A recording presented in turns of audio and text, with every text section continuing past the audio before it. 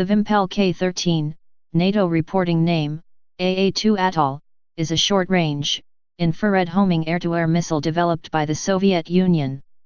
It is similar in appearance and function to the American AIM-9 Sidewinder, from which it was reverse-engineered. Although it since has been replaced by more modern missiles in frontline service, it saw widespread service in many nations. Background: the Sidewinder missile. During the Second Taiwan Strait crisis in 1958, the Republic of China's, Taiwan, F-86 Sabres faced the much higher performance, mainland Chinese PLOF MiG-17s. The MiGs had speed, maneuverability, and altitude advantages over the Sabres, allowing them to engage only when they desired, normally at advantageous times. In response, the U.S. Navy rushed to modify 100 of the ROX Sabres to carry the newly introduced AIM-9 Sidewinder missile, the latest model being the B version. These were introduced into combat for the first time on September 24, 1958, when a group of MiG-17s cruised past a flight of Sabres, only to find themselves under attack by missile fire. This was the first instance of guided missiles being used in air-to-air combat. On September 28, 1958, a similar engagement resulted in one of the missiles becoming lodged in a MiG-17 without exploding, allowing it to be removed after landing. The Soviets later became aware that the Chinese had at least one Sidewinder, and after some wrangling, were able to persuade the Chinese to send them one of the captured missiles. Gennady Sokolovsky, later chief engineer at the Vimpel team, said that the Sidewinder missile was to us a university offering a course in missile construction technology which has upgraded our engineering education and updated our approach to production of future missiles. A subsequent claim was made by Ron Westrom in his book Sidewinder that the Soviets obtained the plans for the Sidewinder from Swedish colonel and convicted spy Stig Wennerström, and rushed their version into service by 1961, copying it so closely that even the part numbers were duplicated. Although Wennerström did leak information of the Sidewinder after negotiating its purchase for Sweden, none of the known Soviet sources mention this, while all explicitly mention the Chinese example. Development and early use. The Sidewinder was quickly reverse-engineered as the K-13, also called R-3 or Object 300, and entered limited service only 2 years later in 1960. This was followed by the improved K-13A, R-3S, Object 310, which entered service in 1962. The R-3S was the first version to enter widespread production, in spite of a very long seeker settling time on the order of 22 seconds, as opposed to 11 for the original. The R-3S was seen by the West in 1961 and given the NATO reporting name AA-2 Atoll. Minimum engagement range for the R-3S is about 1 km. All K-13 variants are physically similar to Sidewinder, sharing the 5-inch, 127 mm, diameter. Subsequent examination of AA-2 missiles captured by NATO forces showed that parts from an AIM-9 could be interfaced with parts from an AA-2 and either combination would still work. While the R-3S was being introduced in 1961, work started on a semi-active radar homing, SARH, version for high-altitude use, the K-13R, R-3R or Object 320, with 8 km range, similar to the little-used U.S. Navy AIM-9C Sidewinder, carried by the F-8 Crusader. This took longer to develop, and did not enter service until 1966. This version was designated AA-2B by NATO. 3 training versions were also developed. The R-3U, Uchebnaya, training, was an empty missile body with a homing set, allowing pilots to get used to the aiming of the system. The R-3P, Praktiskia, practice, was a complete missile without an explosive warhead. The RM-3V, Raketemission, target missile, served as an aerial target. Later versions. The Vimpel team started working on a more ambitious upgrade in the late 1960s, emerging as the K-13M, R-13M, Object 380, for the IRH and K-13R, R-3R, for the SARH variant, were developed in the late 1960s. These were dubbed Advanced Atoll, AA-2C and AA-2D, respectively, in the West. The R-13M was roughly equivalent to the improved USN AIM-9G Sidewinder, with a new proximity fuse, more propellant for longer range, better maneuverability, and a more sensitive nitrogen-cooled seeker head. None, however, were all-aspect missiles.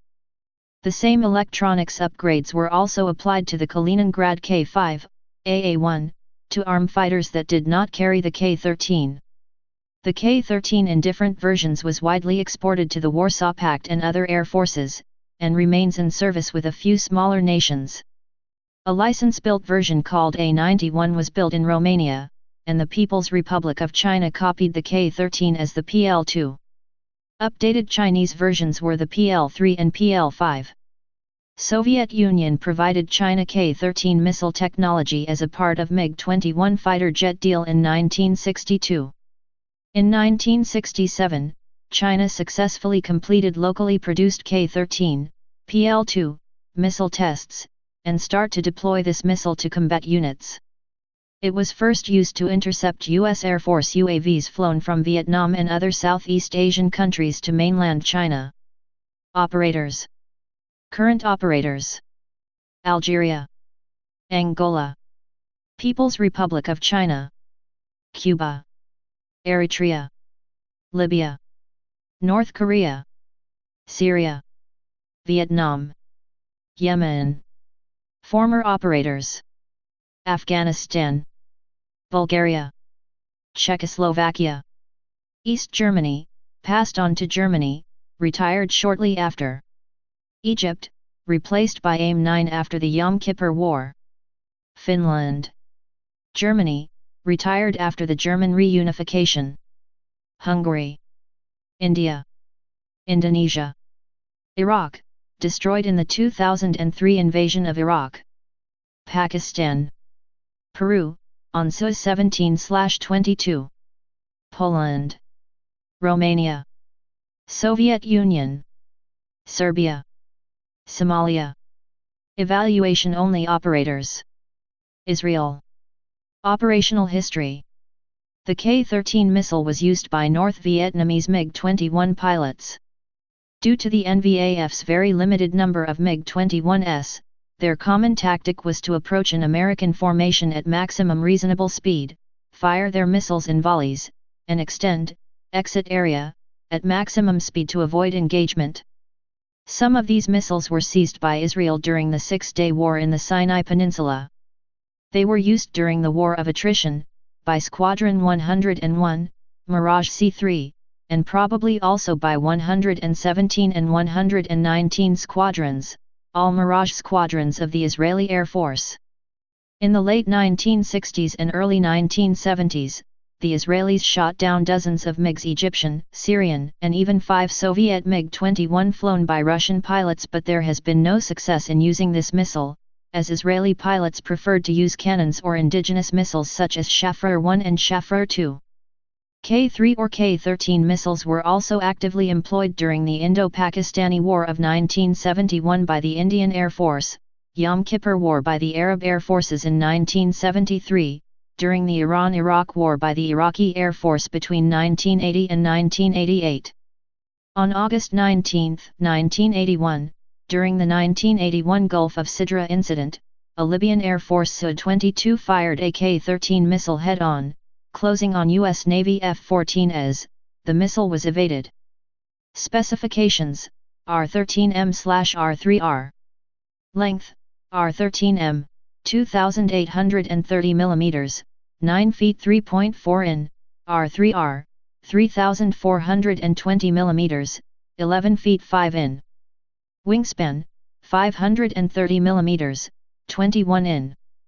Diameter: 127 mm, 5 in.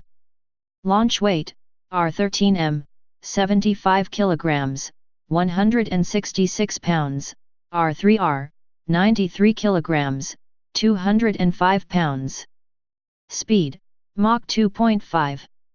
Range: 0.9 to 7 km max, 2 km effective. Guidance: R-13M, infrared homing, R3R, SARH. Warhead: SB-03 11.3 kg, 24.9 pounds, blast fragmentation, R3R. Explosive content, 5.3 kilograms of TGAF5, 40% TNT, 40% RDX, 20% aluminium powder, R3R. Fuse, Type 428 proximity fuse and I-107 contact fuse, R3R. Type short-range infrared homing air-to-air missile. Place of origin Soviet Union. Service history. In service 1961. Production history. Manufacturer Vimpel. Specifications. Weight 90 kilograms, 200 pounds, R13M. Length 2.830 m, 9 feet 3.4 in, R13M.